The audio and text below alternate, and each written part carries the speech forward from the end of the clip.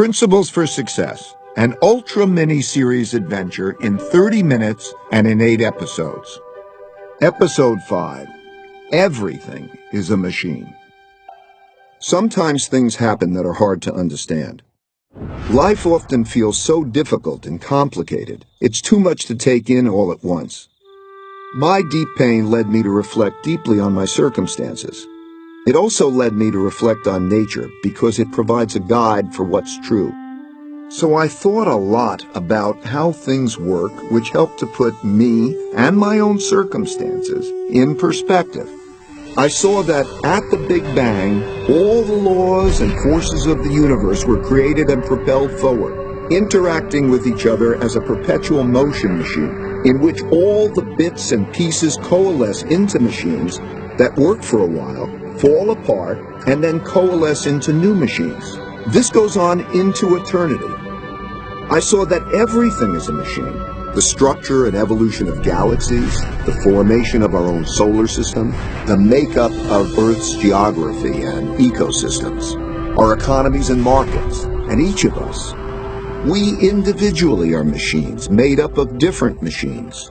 Our circulatory system, our nervous system, that produce our thoughts, our dreams, our emotions, and all the other aspects of our distinct characters. All of these different machines evolve together through time to produce the realities we encounter every day.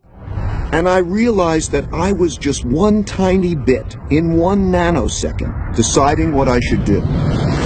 While that perspective might sound very philosophical, I found that it was very practical, because it showed me how I could deal with my own realities in a better way. For example, I observed that most everything happens over and over again in slightly different ways.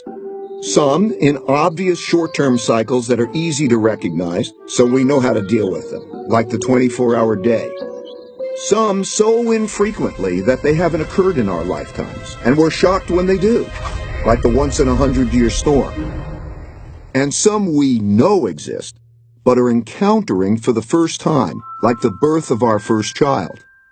Most people mistakenly treat these situations as being unique and deal with them without having proper perspective or principles to help them get through them. I found that if instead of dealing with these events as one-offs, I could see each as just another one of those, and approach them in the same way a biologist might approach an animal, first identifying its species, then drawing on principles for dealing with it appropriately.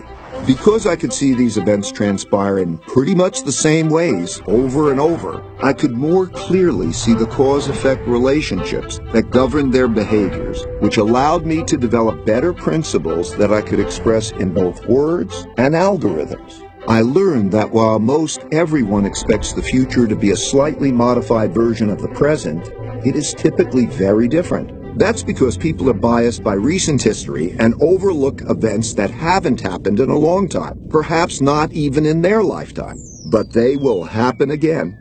With that perspective, I realized that what I missed when I mistakenly called for a Great Depression was hidden in the patterns of history.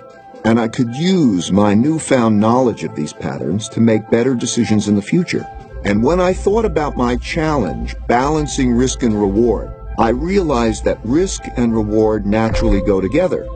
I could see that to get the most out of life, one has to take more risk, and that knowing how to appropriately balance risk and reward is essential to having the best life possible. Imagine you are faced with the choice of having a safe, boring life if you stay where you are, or having a fabulous one if you take the risk of successfully crossing a dangerous jungle. That is essentially the choice we all face. For me, the choice was clear, but that doesn't mean the path forward was without challenges. I still needed to face 2 big barriers that we all must face. In episode 6, I'll share some invaluable techniques I learned about how to best do that.